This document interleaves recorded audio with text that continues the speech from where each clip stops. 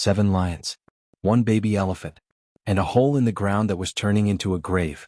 That is exactly what the image shows. And if you think it looks bad, the reality was worse. The calf had fallen into a muddy water hole sometime before sunrise. The edges were steep and soft, the kind of ground that pulls you in and does not let go. His legs were buried past the knee in thick brown mud. Every time he tried to push himself up, the ground swallowed him deeper. He had stopped trying. Not because he gave up, but because his body had nothing left to give. And the lions knew it. 7 of them stood around the edge of that hole. Not attacking, not rushing, just watching. Patient the way only a predator can be when it already knows how the story ends. A few were lying down. One had her chin resting on her paws, eyes half closed, like she was waiting for a slow morning to pick up. Another leaned over the edge, close enough to touch him, just staring down at the calf below. The baby elephant looked up at them. His ears were flat. His trunk hung low in the mud. He was not screaming anymore. That phase had passed. Now he just stood there, shaking, surrounded, with nowhere to go and no one coming. His herd had moved on the evening before. These things happen in the wild. A calf wanders, the group shifts direction, and by the time anyone notices the gap, the distance is already too far. His mother had called for him through the night. You could tell by the way his ears still twitched at every sound, searching, hoping. But her calls never reached him here, not over the wind, not over the distance that had grown between them. A ranger named Kofi was the one who found the signal. He worked for a small conservation unit that patrolled the southern corridors of the reserve. His morning had started like every other, radio check, a slow drive along the outer fence line.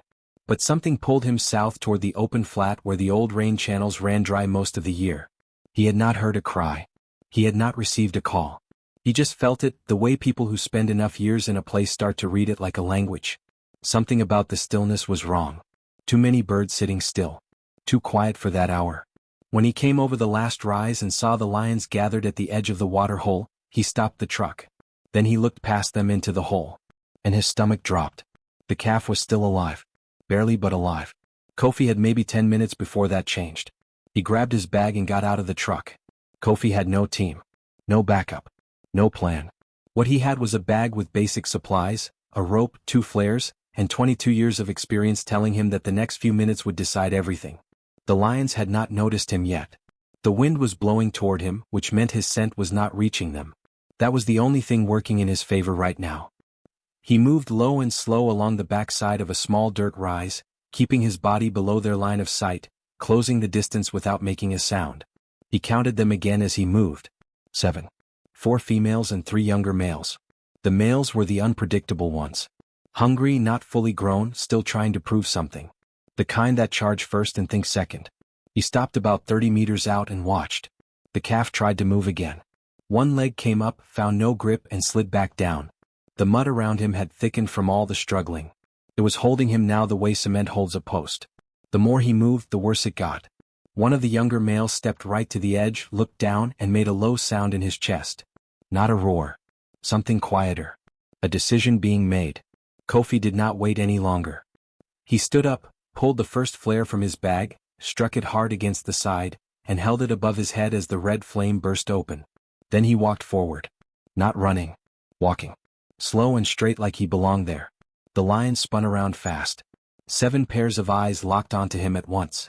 The youngest male dropped into a crouch, ears back, tail whipping side to side.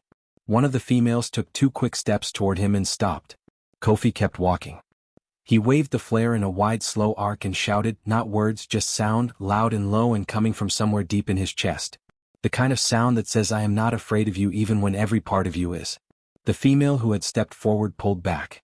The crouching male straightened up. For 5 full seconds nobody moved. Then the oldest lioness turned. She walked away without any drama, like she had simply changed her mind. One by one the others followed her. The young male was last.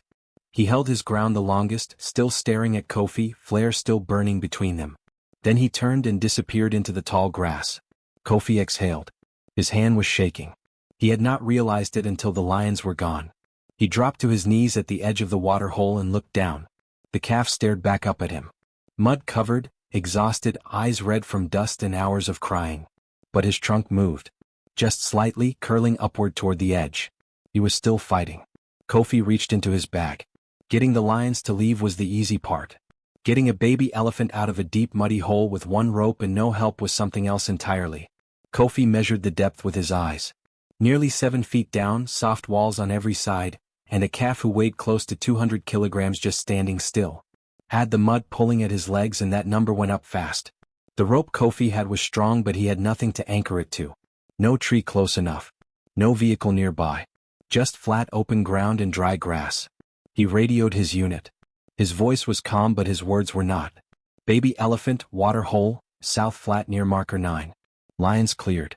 I need bodies here now. Come fast. The response came back broken and patchy. He caught enough of it. 15 minutes. Maybe 20. He looked down at the calf again. 20 minutes was too long to do nothing. He tied one end of the rope around his own waist and lowered himself slowly into the hole, feet pressing into the wall to slow his drop. The mud hit him immediately, cold and thick, swallowing his boots up to the ankle. The smell was heavy, wet earth and something sour underneath it. The calf flinched when Kofi landed beside him. His whole body tensed up and he let out a short, sharp cry. Kofi crouched low and stayed completely still. He did not reach out. He did not speak. He just let the animal feel that he was not a threat. 30 seconds passed. The calf's breathing slowed just slightly. Kofi began working the second rope around the calf's chest, looping it under his front legs and tying it into a wide sling the way he had been trained years ago in a rescue he hoped he would never have to repeat. The calf let him do it. Not because he trusted Kofi yet, but because he had nothing left to resist with. When Kofi looked up from inside the hole, the edges of the trench framed a square of pale morning sky above him. No lions. No team yet. Just him and this small exhausted animal standing together in the mud. He placed his hand flat against the calf's side and felt the heartbeat. Still strong. That was enough. The truck arrived before the 20 minutes were up. 2 rangers jumped out before it had fully stopped. Kofi heard them above him, boots hitting the ground, voices low and quick. He shouted up and told them exactly what he needed. One of them disappeared and came back 30 seconds later with a second rope and a long wooden beam from the truck bed. They wedged the beam across the top of the hole, bridging both edges and tied Kofi's rope over it. Now there was something to pull against. Kofi called up. On 3. He pressed his shoulder into the calf's side and pushed upward with everything he had while the 2 rangers above pulled the rope hand over hand. The sling tightened across the calf's chest. For a moment nothing happened. The mud held on like it was personal, like the ground had decided this animal belonged to it now. Then something shifted. One leg came free with a sound like a cork leaving a bottle. Then the other. The calf let out a cry, loud and sudden, and began scrambling with his front legs against the wall. Kofi kept pushing. The rangers kept pulling. Mud flew in every direction. The rope burned against the wooden beam. And then the calf's front legs were over the edge. The rangers grabbed him, arms around his shoulders, and pulled him the rest of the way out. He collapsed onto the ground the moment he cleared the hole, chest heaving, legs too tired to hold him. Kofi climbed out after him, arms shaking, shirt soaked through with mud and sweat. He crawled over to the calf and sat beside him in the dirt. The small elephant's eyes were open and fixed on the sky above. His breathing was fast but steady. One of the rangers poured water slowly over his back to cool him down. Another was already on the radio calling for the sanctuary vehicle. Kofi put his hand on the calf's ear, just resting it there. The calf did not pull away. Around them the savanna had gone back to its normal quiet. Birds were calling again. The grass was moving in the wind. As if nothing had happened. As if this animal had not just spent the night alone in the dark waiting for something to save him. Something had. They called him Zuri.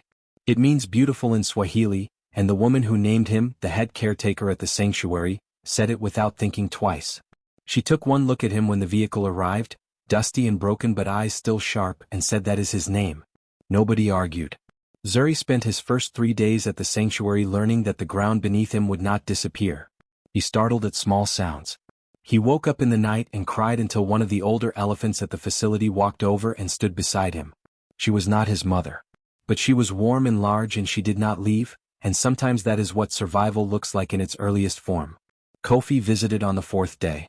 He stood at the fence and watched Zuri moving slowly around the enclosure, still a little stiff in his left leg but eating and drinking on his own.